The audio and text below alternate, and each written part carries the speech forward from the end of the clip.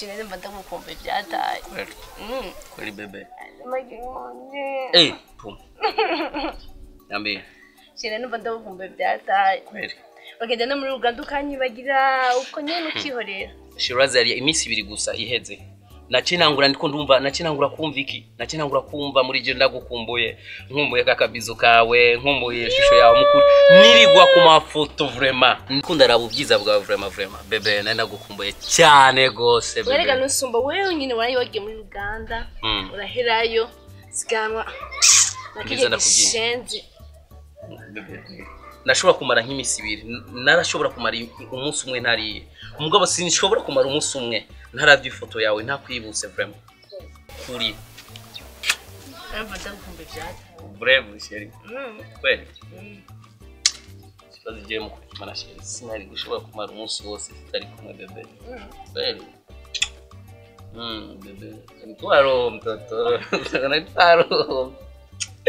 Nitwaro bebe.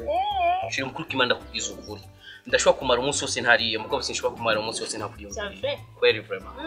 Cyane vraiment. Abada kumbe byataye. Kweli. Warunkumbuye. Sije nabonye ndagarutse vraiment. Navuze ati reka ngende ndabe ishugwe ryanje, ndabe umwiza wanje. Gute petit frère. Murakomeye. Waraje? Waje cyane. Ijya ejo. None kutigeze mbara yako waje. Ahubwo uje nagushaka cyane. Burya rero je na wewe turashobora gusangira byose, turashobora gusangira injya, tugasangira kila kintu cyose, mugabo hari kintu je nawe tudashobora gusangira. Twarasangiye ibere rya mama, dusangira kila kintu ni impuzu turashobora kwambarana, ukambara impuzu yanje je nkambara impuzu yawe, mugabo hari kintu tudashobora gusangira. Shatse kuvuga. Kandi narakugaye cyane kuko wewe uri umuntu nizera cyane. Kandi urazi kugira jewe na wewe twavanye kure cyane. Wowe umaze kuvuka waransigiye ibere. Sinumva ingene wewe ari wowe ncungira mugabo ari wowe wagini wanje. Sindagutahura neza. Ugomba kuvuga yuko jewe noba natembera n'umugore wawe. Urazi ikintu kinezereje nuko wenye nuce wifatisha. Sinari bwakubwire mugabo ucyumenye cyo nagombye kuvuga. Sindarinzi kumeze uko. Nta kimwanze ariko. Nta kimwenzi bro. Ibyo sinahora ndabikuzigako. Mu byukuri. Ko ibyo byose uri kuravuga ati nta kimwenzi. Bebe. Urusha kumbwira uko byagenze. Kuri musaza w'umugese. Sinanzi ko ibintu yankoreye harundi umuntu yorumurera. Nagufuma ndabikorwa n'undi muntu akora bikorwa na musaza wawe. Igihe bari wagiye hanze muri Uganda. Yaje muhira.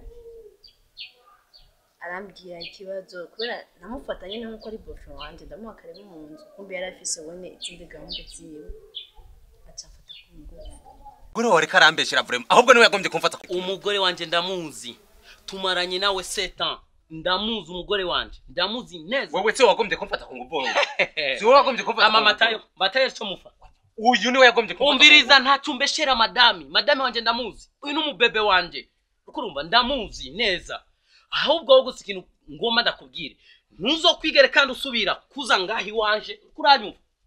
Ntuzosubire kandi kuza ngahi wanje. Ntuzosubire kandi kunterefona yo kufise petit frère.